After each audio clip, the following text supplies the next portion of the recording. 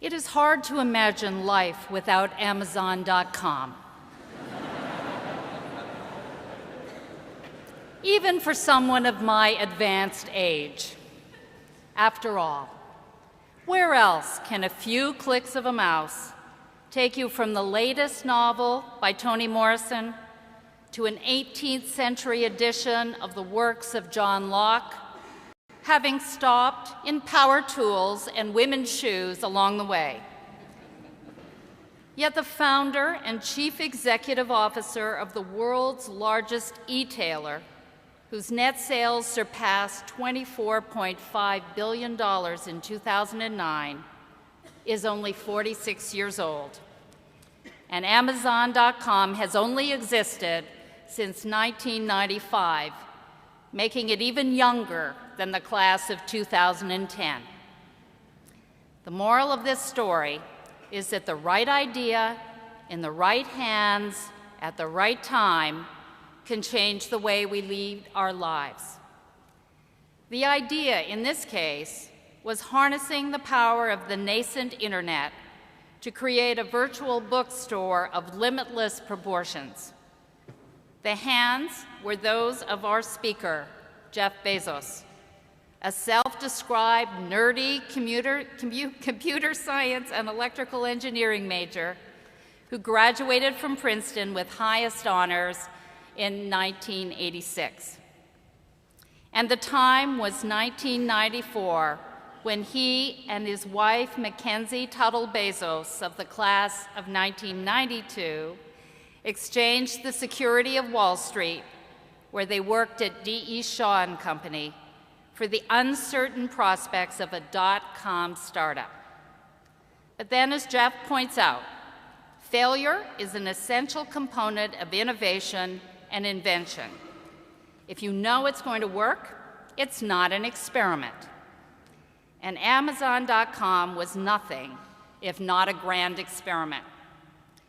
Working on improvised tables in the garage of his Seattle home and using his parents' savings as startup capital, Jeff defied the forces that cause most young companies to fail. Partly, he admits, through sheer good fortune, but also because of his unwavering determination to create the world's most customer-centric company. And as he notes in his company's latest annual report, of the 452 goals that Amazon.com has set for itself this year, 360 of them will directly affect the customer experience, while the word revenue is used on only 8 occasions. I do not advise you to start off with 452 goals this year, by the way. But this is just one of the keys to Jeff's success. Another lies in his exceptional ability to marry commerce and technology in creative ways, in his sheer inventiveness and willingness to take the risks inherent in this process. Indeed, the history of Amazon.com is one of daring leaps. One such leap involved creating the capacity to search inside the books sold by his company, not by designing a modest pilot project, but by committing the resources to make it possible to scour the text of more than 120,000 volumes when this feature debuted in 2003. Other innovations have included one-click shopping, online product reviews by customers, and of course, the Kindle reading device, which we test drove in 3 courses this fall. Mirroring the rapid growth of Amazon itself, the number of books available through the U.S. Kindle store topped 460,000 in 2009, just 2 years after its launch. And there's no turning back. Our vision is every book, every printed, in any language, all available in less than 60 seconds, Jeff has stated. An audacious proposition, to be sure, but as Albert Einstein once observed, if at first the idea is not absurd, then there is no hope for it. Perhaps the American Academy of Achievement summarized our speaker's impact best when it noted, having already revolutionized the way the world buys books, Jeff Bezos is now transforming the way we read them as well. I like to think that Princeton helped to lay the groundwork for this revolution. Dreamer and doer, entrepreneur and engineer, refreshingly unassuming even in the face of unimaginable success, Jeff has done his alma mater proud. It is a true honor and pleasure to welcoming him back to Old Nassau today.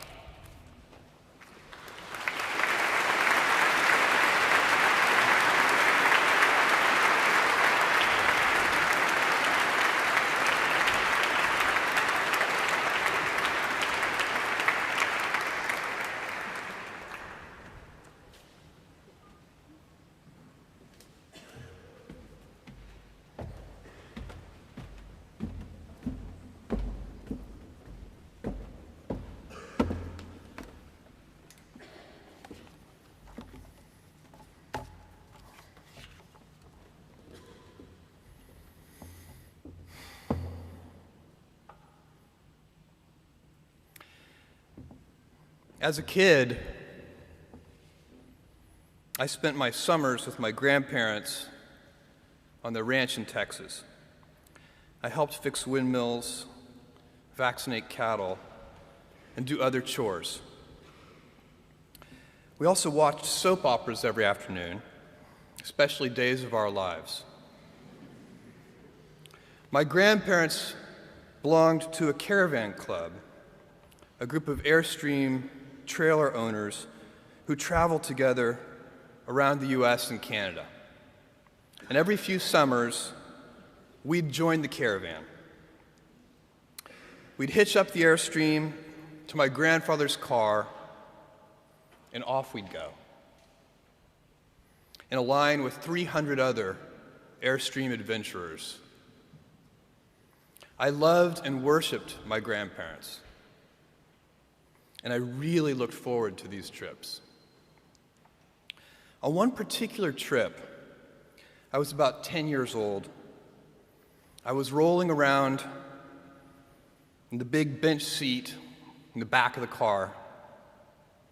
My grandfather was driving, and my grandmother had the passenger seat. She smoked throughout these trips, and I hated the smell.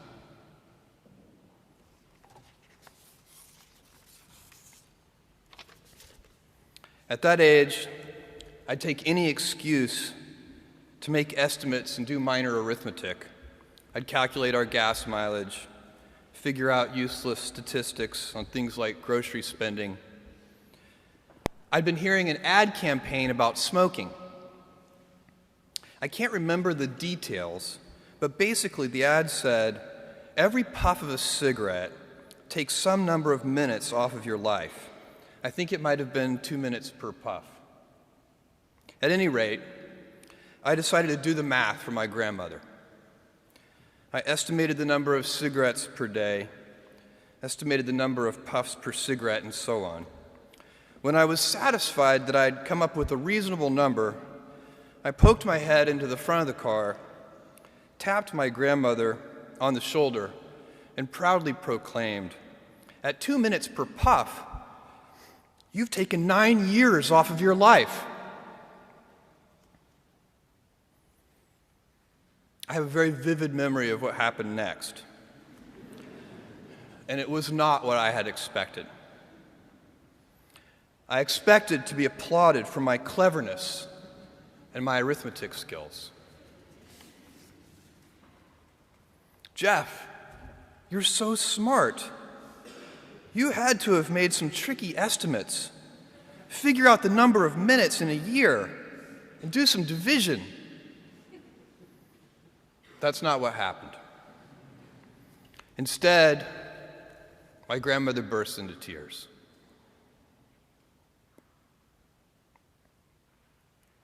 I sat in the back seat, didn't know what to do, while my grandmother was crying.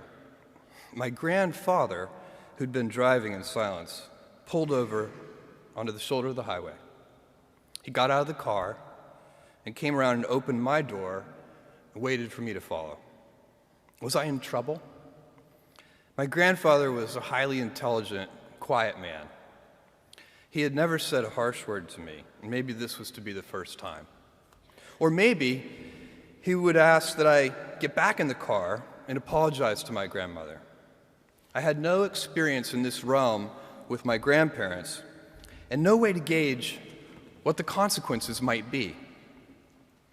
We stopped beside the trailer. My grandfather looked at me, and after a bit of silence, he gently and calmly said, "Jeff, one day you'll understand that it's harder to be kind than clever."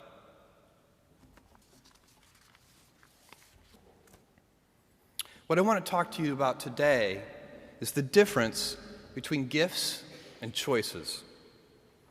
Cleverness is a gift. Kindness is a choice. Gifts are easy. They're given, after all. Choices can be hard. You can seduce yourself with your gifts if you're not careful, and if you do, it'll probably be to the detriment of your choices. This is a group with many gifts. I'm sure one of your gifts is the gift of a smart and capable brain. I'm confident that's the case because admission is competitive, and if there weren't some signs that you're clever, the dean of admissions wouldn't have let you in. Your smarts will come in handy because you will travel in a land of marvels. We humans, plodding as we are, will astonish ourselves.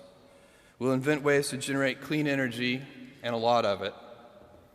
Atom by atom, we'll assemble small machines that can enter cell walls and make repairs.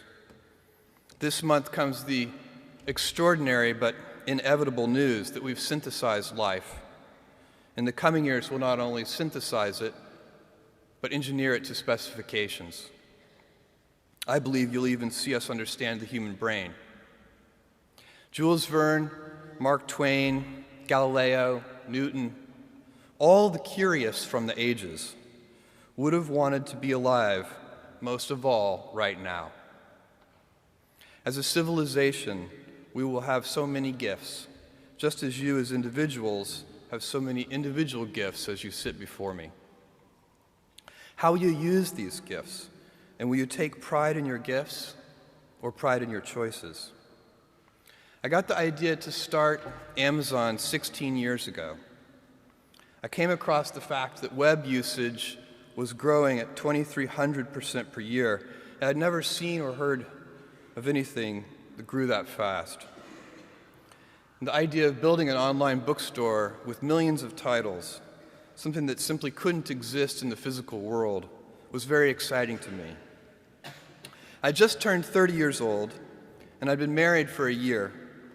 I told my wife, Mackenzie, that I wanted to quit my job and go do this crazy thing that probably wouldn't work, since most startups don't, and I wasn't sure what would happen after that. Mackenzie, also a Princeton grad and sitting here in the second row, told me I should go for it. As a young boy, I'd been a garage inventor.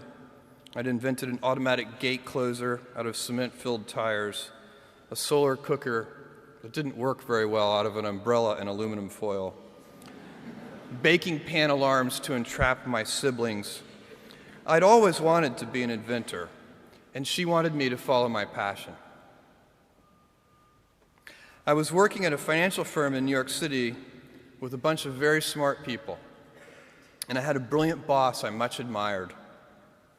I went to my boss and told him I was going to start a company selling books on the internet.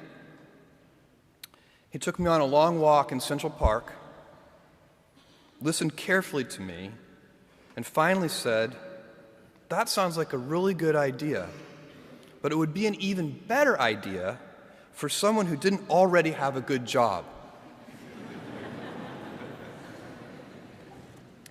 That logic made some sense to me, and he convinced me to think about it for 48 hours before making a final decision.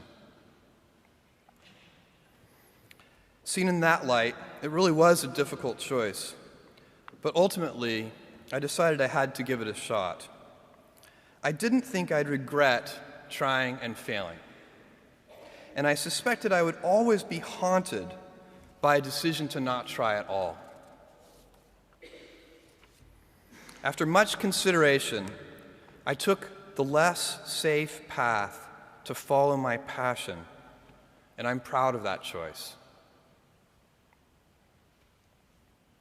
Tomorrow, in a very real sense, your life, the life you author from scratch on your own, begins. How will you use your gifts? What choices will you make? Will inertia be your guide, or will you follow your passions? Will you follow dogma, or will you be original? Will you choose a life of ease, or a life of service and adventure? Will you wilt under criticism, or will you follow your convictions? Will you bluff it out when you're wrong, or will you apologize? Will you guard your heart against rejection, or will you act when you fall in love? Will you play it safe, or will you be a little bit swashbuckling? When it's tough, will you give up, or will you be relentless? Will you be a cynic, or will you be a builder? Will you be clever at the expense of others, or will you be kind?